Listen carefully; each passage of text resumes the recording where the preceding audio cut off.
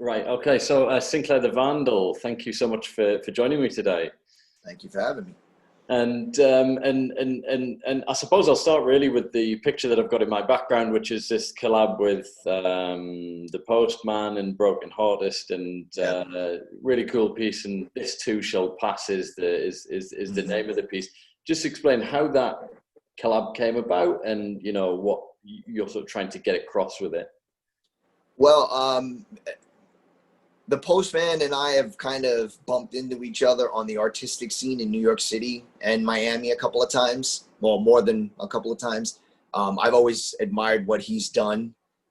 We've kind of reached out mutually on social media, Instagram, had a lot of conversations. And one day he pretty much was like, I think me and you should do some sort of collaboration. I was like, perfect. I said, but I want it to be a little more meaningful than we did a couple of the fun stuff, the Elvises, and we did quite a few, Snoop Dogg. But when he approached me to do something that had a message to it, COVID was the perfect subject to kind of attack. So he asked me to send what he thought I had as far as messaging goes in my artwork. And he said, we'll put something together. So I sent him a couple of pieces, but the piece that's the background of the one you have now, with Jimi Hendrix, was pretty much a comic book collage piece that I did. And it was based on pre-COVID, and it was based on political arguing in the United States and, abroad and everywhere right now. And it was kind of like my thought process was when I was growing up, my childhood heroes were all the comic book figures. So I was a big comic book fan. And I kind of, as an adult, was like, where are my heroes? Where are all these superheroes that used to save the world? And, there are people out there like that, but they're not the heroes that I remember growing up. So as a child, I was pushed to believe in Superman and Spider-Man and Batman and all these fabulous characters. So I just decided to do this collage piece, and then I titled it "Where Are My Heroes Now." Actually, I did two variations. One is "Where Have My Heroes Gone," and one is "Where Are My Heroes Now." So I thought that would be a very interesting piece for him. I wanted to see what he would be able to use as far as collaborating with because he does cover the message that I have on that piece, but he did it eloquently. He added the Jimi Hendrix with the bullhorn, Broken Hartist put "This Too Will Pass" on the piece, and it kind of almost created a whole new message, even though there's a hidden message of mine behind the Jimi Hendrix. So it was a very fascinating piece that he was kind of like, hey, what do you think about this one? And I was like, I instantly saw it and was incredibly impressed. Like, dude, this is the piece we want out there. This is, what we want out on the streets, because of the coronavirus and, just in general, the political nonsense. We wanted something that says, it's going to pass. It's going to get better. It's going to change. And it was the perfect, I don't know, it was just like the perfect timing, the perfect collab at the right time. And, we both agreed he was going to put it up in Europe and England, and, I was going to do it here in the US. And then, coronavirus really hit us bad here. And then I couldn't even travel anywhere in the US to put it up. So I'm still on my end of, putting it up in the States. I still have, I have a bunch of stuff in my studio that I have to get out on the streets, but, the coronavirus has prevented me from doing that. I mean, like you said, I'd have to agree. The timing was just perfect, and this one in the background is from Manchester, England, and when I stumbled across it, I suppose it was probably shortly. Well, it was when it was really at its height here in England. Yeah. Also, the whole sort of Black Lives Matter movement and the demonstrations as well. So there was almost, there's almost like some late meaning in there. And it's kind of, as much as you couldn't get around at the time, it's quite a beautiful thing, really. This thing that can have been, you sort of had to create over in the US is over thousands of miles away, and getting a reaction as well. Does that give you a bit of a kick when you kind of people discover this in different places? I mean, absolutely. It's. I mean, in my mind, I'm like, stuck, you know. I mean, social media is my outlet. I could go to certain places and do certain works, but, you know, I risk being exposed. I risk, you know, certain states, you know, aren't allowing other states to travel to those states. So you run the risk of getting a huge fine if you are from Florida and let's say you go to New York, or, you know, each state has its own little rule right now, who can come and who can go. I've been invited to go to Italy, England. You know, I can't leave as an American. I cannot go to most of those countries right now, you know, because of coronavirus. So yeah, it's frustrating when you have all these messages and these ideas and these creative thoughts in your mind that you want to get out so people can see them and kind of like, I would say, get some sort of comfort from it, that things will get better. That, yeah, it's absolutely frustrating that I can't go out and just plaster this message all over the streets, but I still will. And I think, you know, there'll still be plenty of reason and cause for that message to be put out there. And it got a lot of publicity, you know, in England and Paris and some of the other places that him and Broken Hartist put him up. But it hasn't been seen that much in the United States. It was in LA on a projection for a while. There were a couple of minor things that I had friends of mine in New York City put up for me, but nothing that I would have done on a scale that he went out and did it. So I'm definitely ready once I'm ready to travel, I'm going to put this all over the place in the States, Miami, you know, the Carolinas, LA, wherever, New York City, obviously, because I'm originally from New York, but I live in Florida now. So I kind of go back and forth between the Miami scene and the New York scene. And then, you know, I'll do my part of getting this message out over here in the States, but it'll just take a little bit longer. But it hasn't been seen over here as much other than social media. So it still will have, I think, just as much of a punch once I put it up and out and about. Right. Yeah, it makes all the difference, doesn't it? Seeing something in the flesh is so much more impactful. But you know, I suppose this is, you know, more on the urban art side. You come from a real graffiti background and, you know, the home of graffiti, or modern graffiti anyway, in New York. Just explain, how did you get into it back in the day, and what was it like that scene, you know? Well, I mean, I not to expose my age, but I'm a child of the early 80s. I grew up in New York where the graffiti scene was there, but it exploded in the late 70s, early 80s, mid 80s. So I was probably at the height of graffiti in New York City. I was probably 12, 13 years old. So it was almost a cult-like experience that if you were a New Yorker and you were a kid, you know, you got into graffiti, breakdancing, DJing, you know, every facet of, you know, what was considered hip hop. I was one of those people who wanted to be a part of it all. I wanted to be a DJ. I wanted to be a graffiti writer. I wanted to be a breakdancer. I wanted to be, you know, a rapper. I mean, you name it, I tried to do it. And I worked in the music business for a long time as well. But I was drawn to the art scene. And I had a very mixed background coming up as a teenager, because I would travel to the different boroughs of New York City, and you may see me in the Bronx looking at some of the greatest graffiti that was ever produced at the time. And then you might find me in the Lower East Side of Manhattan looking at Basquiat and Keith Haring doing their things, and Al Diaz, and, you know, all these amazing street artists. So I had this like collaboration of creative appreciation for street art and graffiti, but my roots, all the people I grew up with did graffiti. So I started doing graffiti in New York in 82, 83, but, you know, a lot of the graffiti writers were, you know, anywhere from 13 years old to, you know, grown men were out doing it.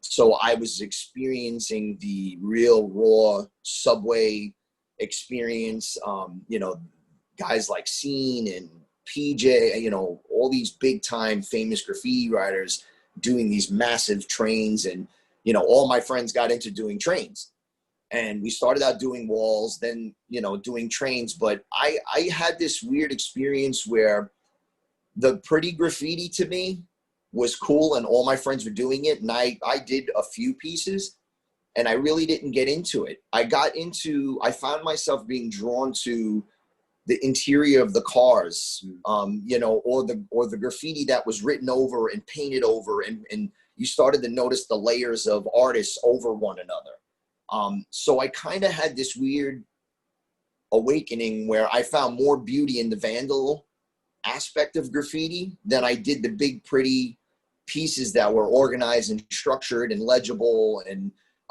you know, just had like an artistic feel to it. I started looking at, you know, little parts of the train where like maybe 4 guys wrote their names over one another. And I'm like, you know, that's got a beauty to it. That has an art to it, you know? And so as my friends went on to doing bigger trains, more trains, I started just writing my name over stuff and writing my name and writing. And I got into more being the guy who just bombed stuff and wrote my name on stuff than try to do a lettered piece or a character or anything of that nature.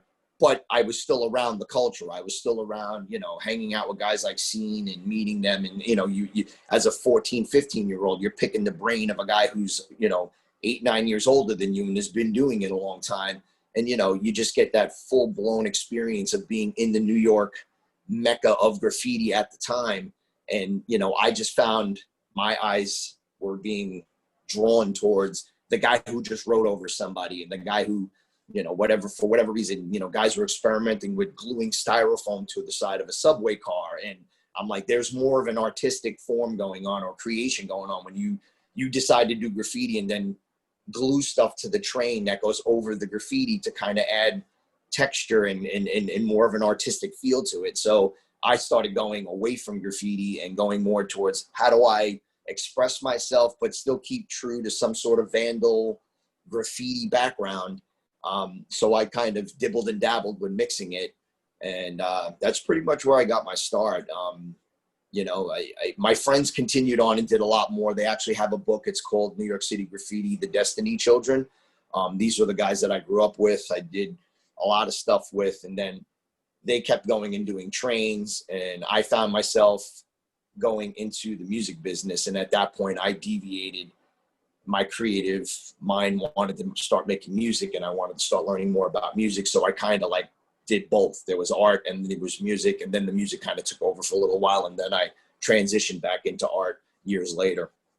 Seemed like there was such a really great creative energy and quite with a bit of an edge to it as well, admittedly. Oh, yeah. At the time, I suppose, you know, I'm kind of, my window on it would have been through things like breaking and wild style and, sure. You know, so a little. Oh, we appreciated those as well over here. I mean, you know, you saw Wild Style. That was just as important to us here as it was to anybody who wasn't able to get on a train and go to some of the places that you saw in those movies.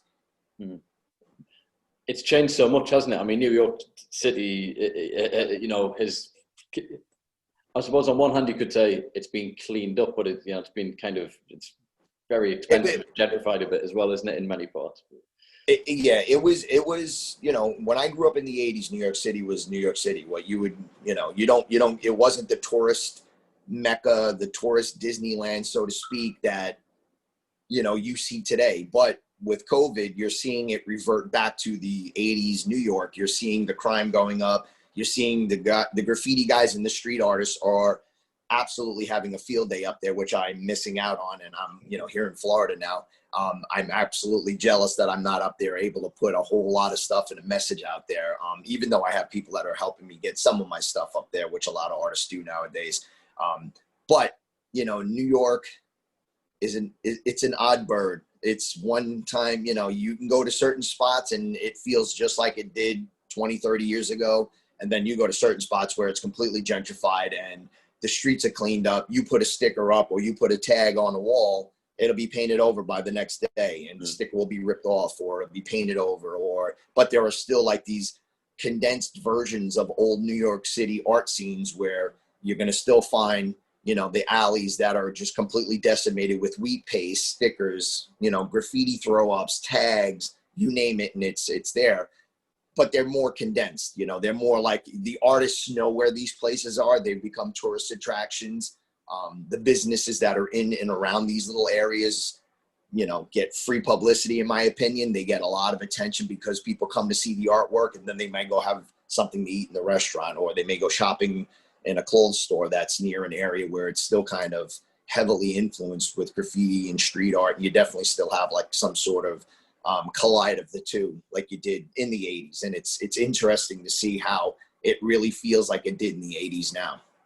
I do quite like the grimy spots, I must admit. But do you think maybe with the changing of that city, and I suppose in quite a lot of other cities as well, almost like the art form has changed and some of it's moved, I mean, I suppose even for yourself, moving more into, I guess, more of the urban art rather than pure graffiti, maybe? I mean, I think you see, I mean, for a while you saw a lot of structured murals going up. Corporate businesses are paying, high-end street artists to do really big pieces, which is fine because, they make good money doing this. I think with what's going on in the world right now, you're seeing a lot more messaging going on. It's not, you still are always going to have your graffiti writer who comes up with a 4-letter name, like, whatever, scene, or, there's always going to be those guys that want to just write a name, a nickname, and write it all over the place. But you're seeing a lot more messaging. You're even the most minuscule sticker or something now, when you look at them, even on social media, there's a lot of messaging behind it. So you have the Black Lives Matter, you have, the COVID crisis, excuse me. Somebody's got messaging. There's a lot of messaging going on, and some of it's good, some of it's bad. I think some of it's confusing. And you're in New York, from what I see right now, you're seeing a lot of, I think, just people are frustrated, and anybody who has any artistic or creative ability is getting into putting something out on the streets, because between social media and the streets, it's if you're quarantined constantly, your ability to put a message out is limited. So it's not limited, but it is in a way, because you can't do shows, you can't, most people aren't doing insane amounts of events, or I mean, back in the days, God, it's a year ago, last year I must have done, I don't know, maybe 10-15 art shows throughout the world, and that was my way of getting my messaging out to a different client base or a different viewer. The person who goes to a high-end art show may not be a person who's willing to venture into a dark alley in Manhattan or Miami or Brooklyn, so it's all about the messaging. And I think right now you're seeing pure messaging coming out from everybody and anybody. Even if you have just a little bit of creativity in you, you're thinking, I want to speak, I want to say my piece. And, some people are doing it on the street, some people do it on social media.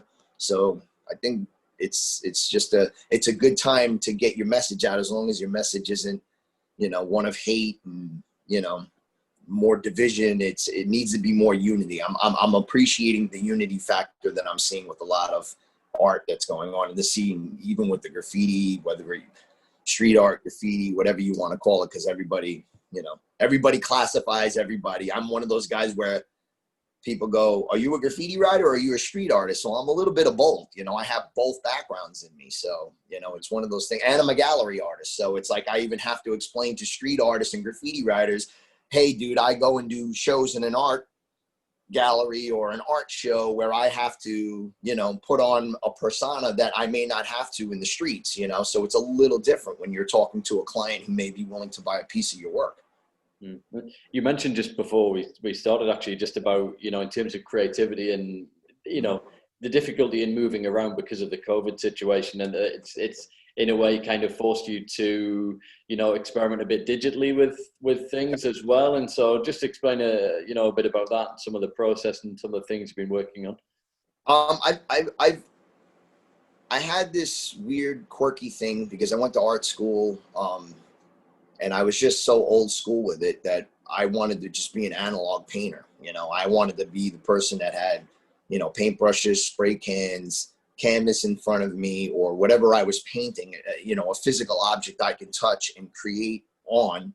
And I noticed, and it's been going on for a long time, but I fought it. because I felt like so many people were doing it. It was kind of like how I felt about graffiti back in the days. It got to a point where so many people were doing it. I chose to go into the music business and use my creative outlet in a different way. And then I found myself going back to art. With digital art and, you know, Photoshops, and, you know, just using a computer or an iPad, I fought it tooth and nail. I was just like, you know, this is not what I want to do. I want to be that guy that has a physical piece of artwork in my hand at the end of the process that I can put up for sale, put up for show. And COVID kind of, I didn't stop doing that, but I found myself not being able to do more than what I could do. You know, I wasn't able to travel. I wasn't able to do an art show. So I literally was forced into, okay, let's start playing with digital works, because there's so much time on my hands now that I can't travel, that I can't do an art show, that I can't go overseas, that I literally was forced into dibble and dabbling with digital works. And I found myself enjoying it. I found myself like, all right, well, this is just as much a, you know, like with music, I found myself, I loved music and I worked in the music business for, you know, almost 15 years. And I found myself just as addicted to a digital platform art program or an app or, you know, whatever software that I was to picking up a paintbrush and a spray can. And I found myself playing with different ideas. And I'm kind of stuck right now of taking my works and like Caravaggio, Da Vinci, Michelangelo, and I'm now playing with their works and my works in Photoshop and Procreate, and I'm enjoying the fact that I can play kind of like what the Postman does with, you know, some of the pop icons and the artwork and the graffiti and the street art mixed into it. I'm kind of finding myself enjoying this, and I'm really, you know, I got like a new whole creative outlook on, you know, the digital platform. So I'm happy that, you know, from a bad situation like COVID, it's allowed me to give into something that I thought I would never be into, and I'm actually enjoying it and creating quite a bit now. So, but I'm still painting. So it's like one day I'm painting physically, and one day I'm on my laptop or my iPad, and I'm constantly creating something. It's a nice contrast as well. I was going to say, with the, you know, the sort of the fine art Renaissance type pieces and graffiti. You know, it just kind of jumps off the screen, so to speak. You know. Sure, absolutely. And you've been doing some things that, I mean, and I suppose, you know, with making the masks, for example, again, sort of keeping that outlet, creative outlet. But you know, it seems like, from what I can understand, like that you're sort of quite keen to give something back to causes as well, and to kind of, you know, to help out different causes. Yeah, I mean, I'm a person who truly believes, then, you know, if you put good energy out there, good energy will come back. You know, I love doing charity work. You know, it was something that was asked of me a few years ago, and I was kind of honored that the charity asked me to work with them. And the charity, you know, I think what it was I donated. I thought to myself, donating artwork for a charity is easy. You know, it's an easy thing for me to do to help a cause. So if it's, whether it's cancer, whether it's, you know, heart research, whether it's, you know, abused children, it's easy for me to give somebody a piece of artwork who can then auction that off and take the money and put it towards the charity. I don't ask for any money in return. I always donate my proceeds to the charity. And I feel, you know, that, you know, it's a karma thing. It's, if I'm putting good energy and I'm doing good things for people who need the help, that things, you know, will come back to me. And I don't expect it, but I'm happy to help, you know, anybody who needs the artwork as a way to generate income to pay the charity and do the good work that the charities are doing. So I'm definitely way into the charity thing. No, it's got to be pretty rewarding, really, as well. When it is. Yeah. It is. I did a charity event in the Miami Design District last year for abused children, and it was shocking to me because I didn't expect it to go as well as it did. And when it did go as well as it did, I was proud in a way that I can't explain. and they brought some of the children that these charity basically helps with the proceeds of their art, their art events. And it was rewarding to see a child who, comes from an abused family, a broken home, and is now in maybe foster care or was adopted, and they're doing well. They're now, straight A students in school. They're in a stable environment. They're in a good home now where people care about them. And I'm like, wow, I'm giving my art to sell to help pay for this charity to go out and find these children and to help them and get them out of the situations they're in. I'm doing a charity event with a place in England. I hate to even mention it because off the top of my head, I forgot the name of the charity. But it's for heart research, and they approached me last year, and I did something with them, and they're going to auction off works by several artists, but all the artists are anonymous. So if you bid on the artwork, short of you knowing my style, you may not know I'm the artist. It could be, it could be a Banksy. You have no idea who the artists are that are involved in this charity. And I like that. I thought that was pretty interesting. It was a good spin on it to where the buyer doesn't know who the artist truly is and I tried to not give away, my style too much. So somebody would not know it. I don't think they could figure it out, but charities are near and dear to my heart because, I grew up in a place in New York where people didn't have money. My mom was a single mother and, we didn't live good. It was the struggle to get out of that environment is why I appreciate helping those who need the help. And it's got to be sort of humbling when you, like you said, with the, with the abused children who've kind of turned it around thanks to the charity to actually see that. Yeah, you get to physically see the end product of what you're doing to help these people. So it's an amazing experience when you get involved with that. And I will say on the mask thing, I did the mask thing for myself.